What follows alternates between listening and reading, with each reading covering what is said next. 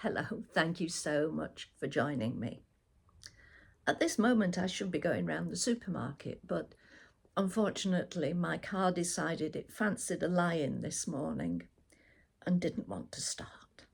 So I've got it on charge, and I'm hoping that it won't take too long, but I've just shuffled things around. And when I go out, I'll give it a good run to get it to hopefully fully charge. I believe they say 7 miles is the minimum that you need to do, so I'll be aiming for that. Sounds like a good idea to go out to a garden centre and have a coffee. Now that sounds good. All right, so thanks for being with me. And I want to talk about emotional intelligence. 2 words that we bandy around and maybe don't realise just what is involved. We know about IQ, the knowledge-based, information-based intelligence, what we know.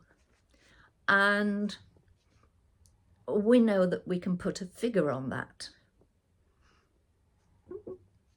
I suppose that they are usually reasonably accurate. But there's a quote here from someone called Goldman, who wrote about emotional intelligence.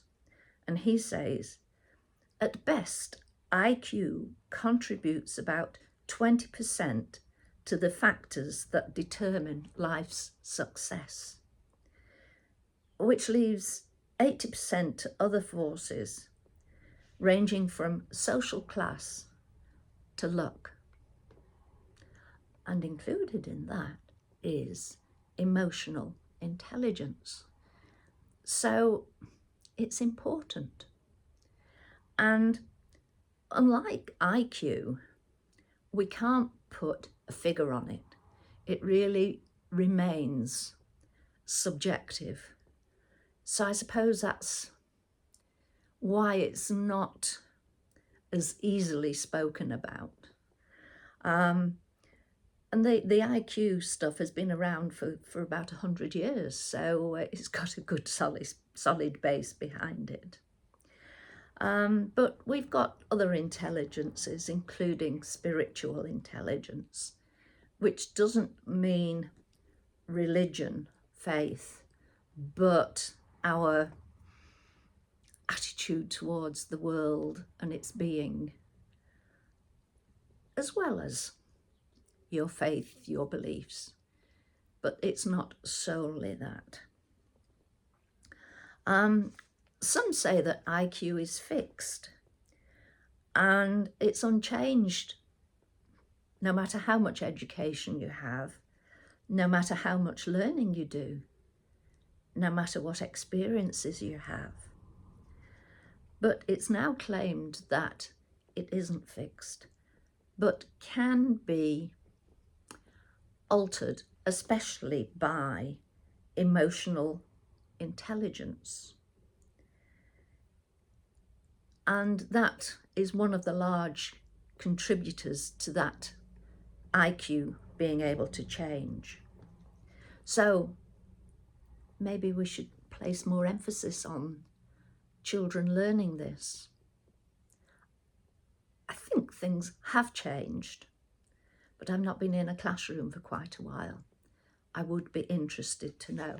But there's so many things that are supposed to be included in the curriculum that maybe it could be one of the things that gets set aside. Maybe it should be centre and front. So I've jotted down what do we include in emotional intelligence. It's an ability to do these things. Some of us will have some of them, some of us will have all of them, some of us will have none of them maybe. So they're all being able to. So being able to motivate yourself, being able to persist when things aren't going well, being able to control your impulses,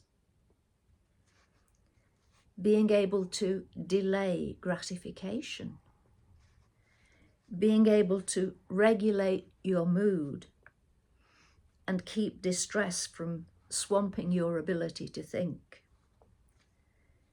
being able to empathize, being able to hope. So when you think about it, that's a hefty list included in there. And I wouldn't be surprised if in years to come that they don't break that and put in a different kind of intelligence as well, because it does include so much. And it depends, I think, on how extreme your circumstances are, especially that regulation of mood and keeping distress from swamping your ability to think. If you've had a huge, great loss, if you are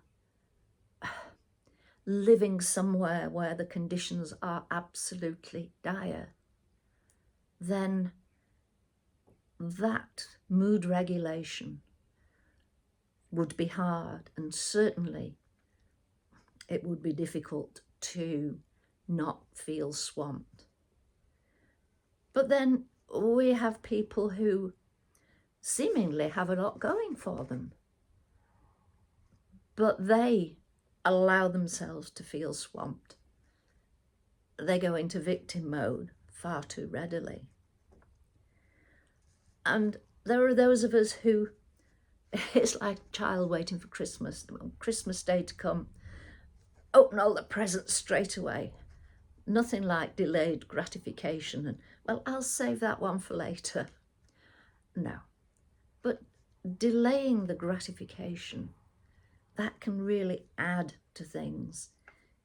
If you've made something for someone, your gratification comes firstly in having made it, but then secondly, the delay for when you present it to that person. And that gives you a, yes, yeah. Impulse control. I think we all know people who find that hard. They rely on impulse. Many of us go with our heart or with our head, but for some that impulse, must do it now, overtakes either the heart or the head. You can put them in difficulties because that could happen in dangerous situations. But for many of us, that impulse clicks in if we see, especially if it's a child of ours or somebody that we know is in danger, the impulse is to help. You set your own safety aside and you help that other person. Motivation. For some, it's really hard to motivate yourself. I have times when I really feel completely unmotivated. All I want to do is make the world go away, put my feet up, have a cuppa and not do anything else. But generally, we motor along, maybe driven by financial need, maybe driven by a rumbling tummy that we're motivated to go and prepare some food. So motivation can come in many different forms. Persistence. Are you a quick giver-upper? If things aren't working, you don't look for plan B, let alone plan C or D. If plan A doesn't work, away it goes. So are you one of those people? Empathizing. That really is something that a lot of people struggle with. They can sympathise, but actually walking in somebody else's shoes, seeing things, feeling things as that person does, it can be hard. And if you are very empathic, it's hard on you as well, because you don't take on board the doing, but also the feeling of that other person. Which is why when I was doing my counselling, we had to have supervision, because it's all too easy to take on board the angst, the fear, whatever from your clients. So you need, to have things set up to help you relieve that and release it, but you also have to talk about it in supervision. Be able to hope. Oh boy, don't we all need that at present. To hope that this old world of ours is sorted out soon, sooner rather than later. So those are the things that are included in emotional intelligence. And I've got a little bit here that I wrote before. If there's continual emotional distress, that might not be evident on the surface because many of us keep it bottled up inside. This can create deficits in a child's intellectual abilities, having a huge negative effect on their ability to learn. So it's the same with us. It's especially important for children, but even for we younger folk, older folk, middle-aged folk, having a reasonable level of emotional intelligence helps us to learn. I still learn every day. It's part of who and what I am. And learning helps our emotional ability, our mental well-being. So have a think about that list. Don't go, oh no, don't. No, not one of them. Be realistic.